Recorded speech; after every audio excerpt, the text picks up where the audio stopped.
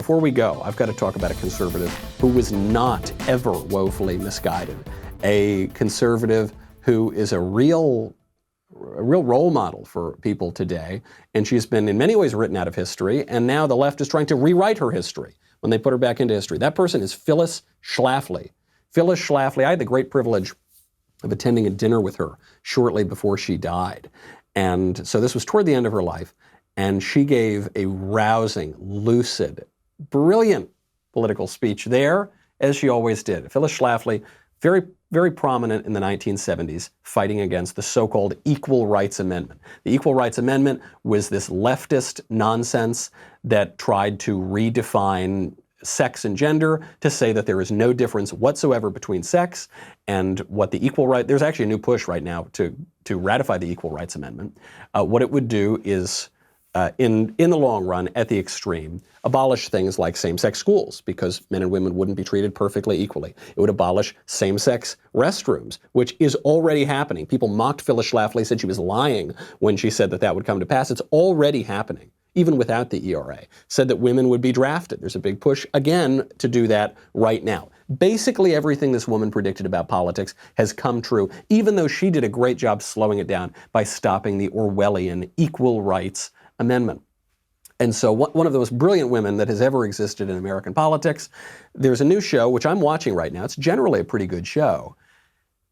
But at crucial moments, they try to rewrite the history. I'll show you exactly how they do it. Here's a clip. Phyllis Schlafly is debating some feminist from the ACLU. And this is a real debate. These events are, every scene in the show is based on real events, but then it gets interpreted loosely. Here is how the TV show portrays this debate going down.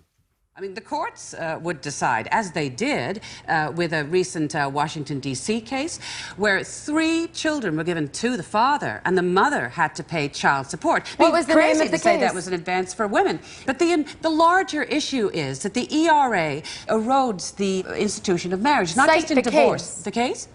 Well, I'd have to look it up. But the point is... You don't know the name of the case? Well, there's so many cases. We don't have time to cite them all. Just cite the one case. We don't have time to cite them all. Just name this one case. The point is, if everything must be equal, then the logical extension of the ERA is that we would have a gender-neutral society. You have scared the women of America into believing something that is not based in reality. But when you argue an actual point in the real world in a court of law, you need to cite a case to support your arguments, so cite the case.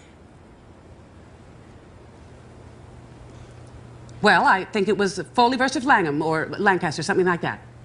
No, there is no such case. Oh, yes, there is. But you see... Did you just make up a case? I'm not a lawyer, no. Oh, wow. This Phyllis Schlafly, she looks to her husband. She doesn't know the answer. She is so dumb and deceptive because she's making up these cases, right? Except, here's the problem, that never happened.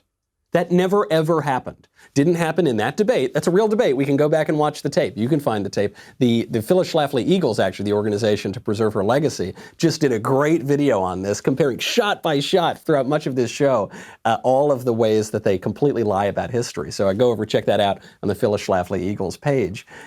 This moment did not happen, ever. Phyllis Schlafly never invented a case in this debate. She never invented a case in any political debate.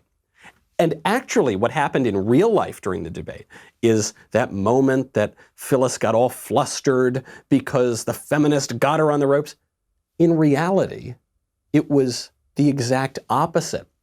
It was this feminist who Phyllis was debating, who was, contrary to the TV show, not confident, not particularly intelligent, not particularly good on camera. It was she who made an obviously false claim and who got called out for it and who couldn't answer it. Here's the reality. Many lending institutions count a woman's income only for half of what it is if she is married and between the ages of 20 and 44 and cannot show that she has been sterilized. Okay. That goes for banks, that goes for department stores. Are you saying that they inquire if women are sterilized? Absolutely. There isn't any place that does that. There isn't any place that does that. They ask you also about the methods of birth control. They do. Just name one. Give me the name of one institution that does that. I'd like to continue. There's a bank in Queens. I'm not going to name the name. No, you're not. I don't think there is. I've never heard of one. Yeah, but this wouldn't be a plug. If there is any institution in this country that does that, it then becomes a major news event, which, if that is the case, I can guarantee you will be a front-page story on even the New York Times. Let me just lay it out. I mean, this is the trouble. You just give us the name and address of that place.